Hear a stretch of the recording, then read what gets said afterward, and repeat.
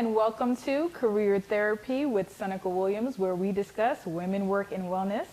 Today I have with me Miss Shlial O'Neal, and she is the founder of Enhanced Business Solutions. Welcome to the show. Thank you for having me. Thank you so much. You look so beautiful today. Well, today I have you here to talk with our viewers about how to stay motivated on your dream when there's opposition. Right? Yeah. People want to hear about the dreaming, but they don't really want to hear about the opposition. And I think you're the perfect person to talk to that because you're all about dreaming, how to make the dream a reality, how to build a dream. So I'm glad that you're here to share that with us today. Thank you. Yeah, I think it's just, sometimes it's just as simple as just keep dreaming. You know, our dreams inspire us. They give us the passion, and it could actually be our happy place because when we're thinking about what the possibilities are and when you really believe in what the possibilities are, how can you really stay in that place? You know, where you are is just temporary. You know, if you keep trying, if you keep working towards it, there's even fulfillment in just the trying. You know, there's happiness in knowing that I'm living on purpose. You know, people have this, a lot of people now are saying live your best life. But sometimes living your best life is just believing that living today is good.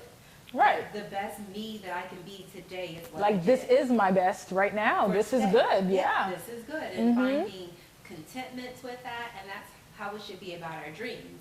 When we think in an image what our dreams are, just saying, okay, well, I am right here on this dream journey. I see my whole dream, and in that, I see me right here. I'm going to get here, but right now I'm here, and I'm okay with that because I'm making progress towards my dream.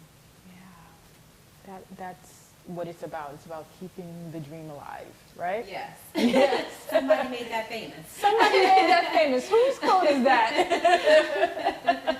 So the thing about dreams, and I work in mental health counseling and therapy, a lot of people would be like, well, how do you keep your dream alive if you have anxiety? How do you keep your dream alive if you are depressed or you're going through a divorce or you just had a death in the family? You know, I lost a job. All of these different things come up, or the opposition of you can't do this. This is not for you. You know, I'm not going to help you. I know this happens a lot sometimes for women who have a dream and they've gotten married and now they have a family and all of this stuff, and they go to their husband and say, hey, honey, I have a dream. You know, I want to fulfill my purpose. You know, I want to live my passion. And their spouse or, you know, whoever it is looking at them like, I don't know what you're talking about. All I know is we have these bills and, you know, we have to take care of these kids, this mortgage, and what is your dream going to do about that? This is reality. Come back to reality. Yeah. So you have this opposition of like, you're trying to keep dreaming and, you know, going up, and then you have this force pushing you back down. So this opposition sometimes is a lot, you know, or, you know, like I said, those life circumstances. So in your pursuit of your dream building and your dreaming, have you experienced any opposition? Yeah, I think maybe the first thought is to get over the fact that my dream is a private thought, that it's something that I can't share with anyone else, that it's so deeply personal that to actually achieve it may be hard, so I don't want to share with anybody else. But when you do have a mate or a best friend or a good support system, those are the exact same people that you need to share that with. So that when it comes time to launch out and actually do it, and you've raised the kids and now you have time to do it, it doesn't come as a shock or surprise. They always knew that it was in you. And when they love you and respect you and want to support you, and when you've supported other people in their dreams, it becomes easy for them to do. So I say keep dreaming. Dream in color, dream out loud.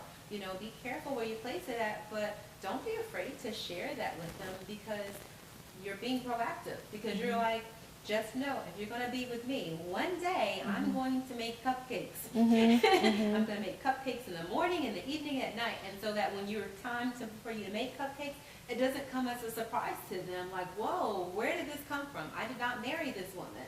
And you can say, yes, Yes, you did. Remember, I told you on August 14th, 19th, whatever it was, that this is what I wanted to do. So we can't automatically assume that people are going to support us when we've never put them in the position to support us.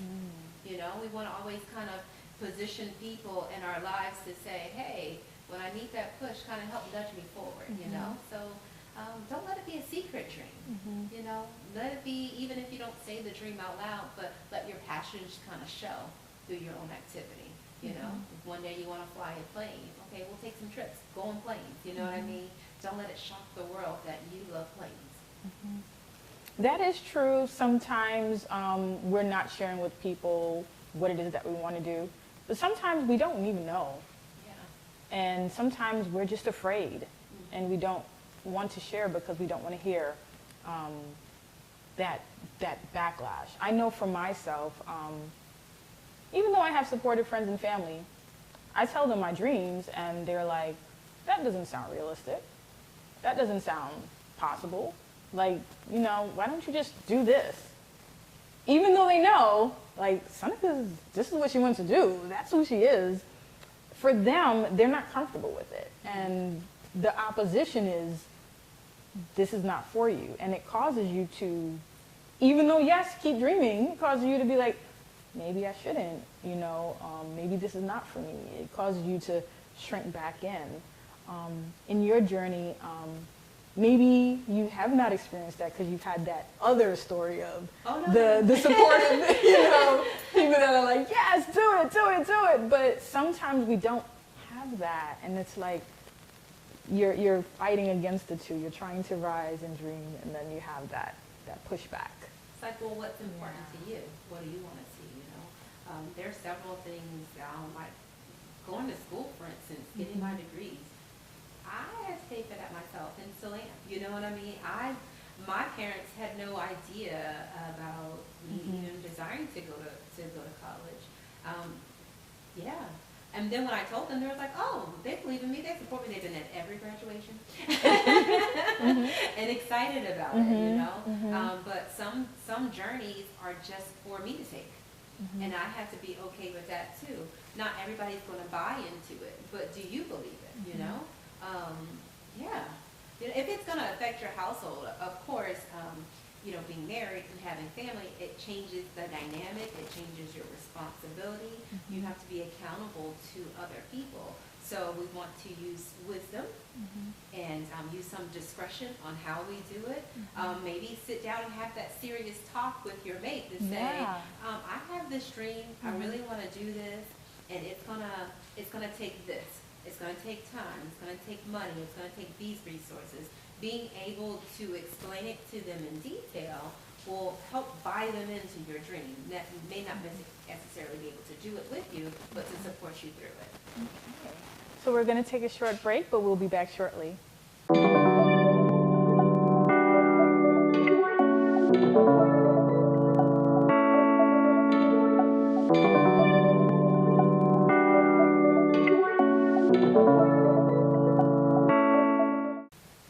Hello and welcome back to Career Therapy with Seneca Williams, where we discuss women, work, and wellness.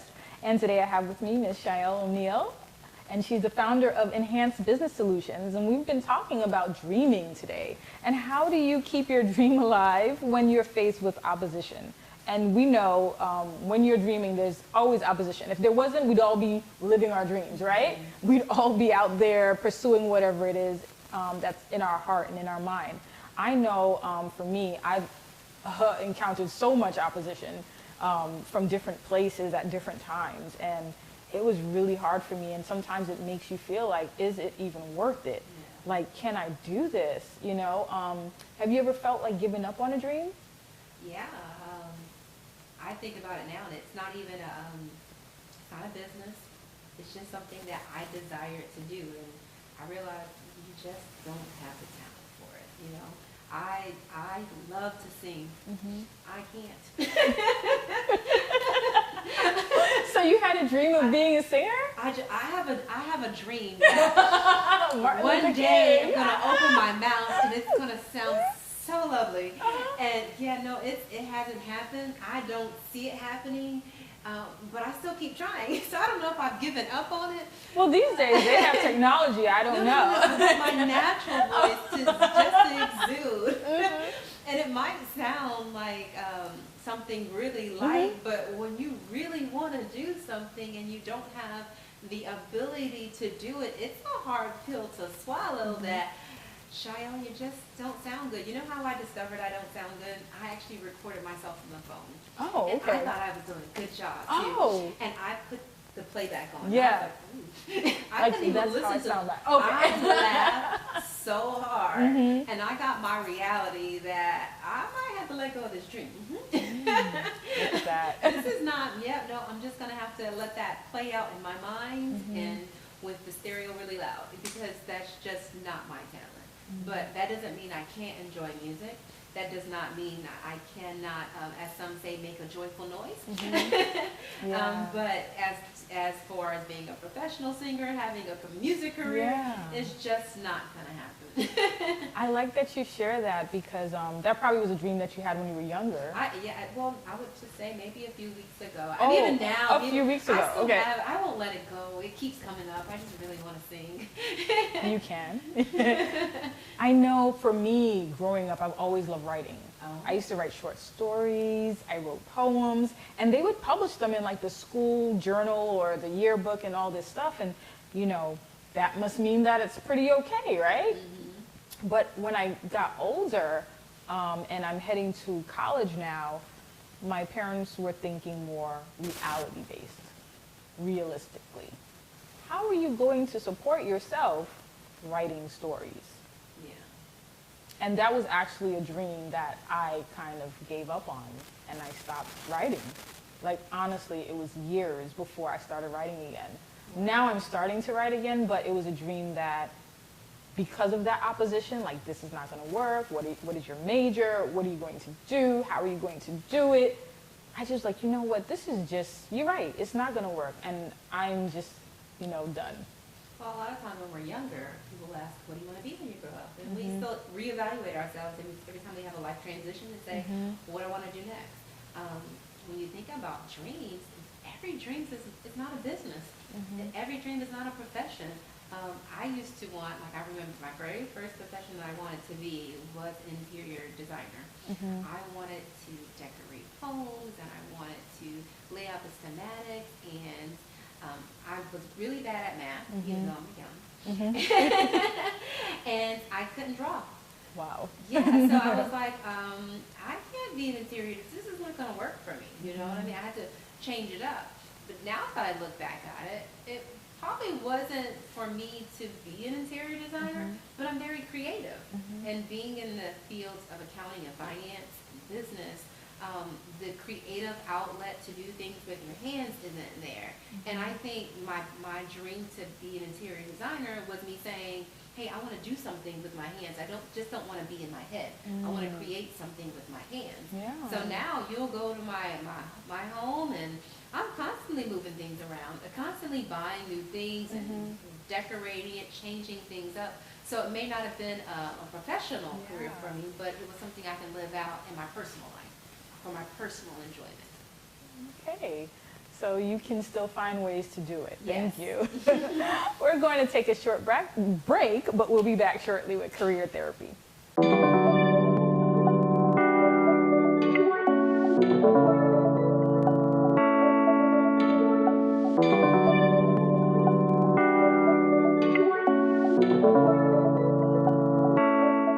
Hello and welcome back to Career Therapy with Seneca Williams, where we talk women, work, and wellness. Today we have Ms. Shlial O'Neal. She's the founder of Enhanced Business Solutions, and we've been talking about how do you continue to pursue your dream, keep your dream alive when you are faced with opposition, which we know there's always going to be something coming at you, whether it's a family member, a sickness, whatever it is, there's going to be something that stops you. And we talked about sometimes those dreams die or can die. So what do you do to stay internally motivated to keep your dream alive? To remember the dream. Never forget it. To always kind of remind myself, I'm a planner. So I'll write things out or journal it or put it on my calendar and say, at this time I want to do this. It's a way that I'm reminding myself that I have a goal, something to work towards. And for me, goals are the most satisfying, and it keeps me on track. And the happiness I get when I check off that box and say I actually did that, I do it. You know, I even the small dream of doing everything on my to-do list for the day. You know, dreams don't have to be a big elaborate thing. Sometimes they can be a daily thing, you know, something that you can accomplish within that day. So keeping track of your dreams, writing it down, turning your dream into a goal is a powerful tool that you can use to keep working towards it. Definitely, writing it down. I just recently went to a vision board party. Yes. And that is definitely one way to keep your dream alive, is to envision it, to go to vision board parties, create a goal board, putting it up somewhere where you can see it all the time. I know for me, when I had certain dreams of living in a certain place, I would visit it. I would drive around the neighborhood. I like this neighborhood, so I would drive around. Or if I liked a particular thing, I would go look it up online. So I keep seeing this thing over and over. If I wanted my home to be decorated a certain way, I'd go into, you know, the furniture stores, and they think I'm buying furniture, but I'm actually just dreaming and keeping my dream alive. And I'd go and I'd sit on the couch, and I'd sit on the bed, and I'd walk around from, you know, different sections of the store. So I do all of these things because when I did that, I felt closer to it. And it felt more possible and more real to me to do that. You could touch it, you could feel it, you could hear it. I mean, I've done vision boards too. I actually amped up my vision board game 2 years ago, and I made my first vision video. Instead of doing like cutting out magazine pictures, I took pictures of things that I've done in the past and where I wanted to go, and I actually made a video on my iPad and made a movie out of it. And I voiced over every last picture. I wrote out every goal, and in one take, I put it all down, and I listened to that thing probably every day until I memorized every word of it. And it was amazing that the next year, almost everything that I had on that video, I achieved. And I felt so good because I could feel it, I could sense it. I even remember how I felt when I did it. So I activated all of my sensories towards it. I was fully activated, fully in believing in this dream of accomplishing my vision for the year. And so because I invested myself in such a dramatic way, because I have a tendency to be a little dramatic, I needed a little bit more than a vision board that would stay in my closet or my private space. I took it with me every day. Okay. Well, that is it. You had it there to look at it. It was moving, motion, sound. Like you said, it activated all your sensory. You're living the vision. You're seeing it, you're hearing it. Yeah. You know, when there's opposition to something that's really important, and I'd say this to the viewers, sometimes you need to call in support. And it doesn't have to be someone that you know. It can be going to a group, finding a specialist, finding someone that's like-minded, that's on the same journey. I know for me, I had to go out and find my tribe of people. Yes, your kind. My kind. Because you're not crazy. Because they understood my language. Yes. Because other people heard womp, womp, womp. And they were making me think I'm crazy. Yes. Something's wrong with me.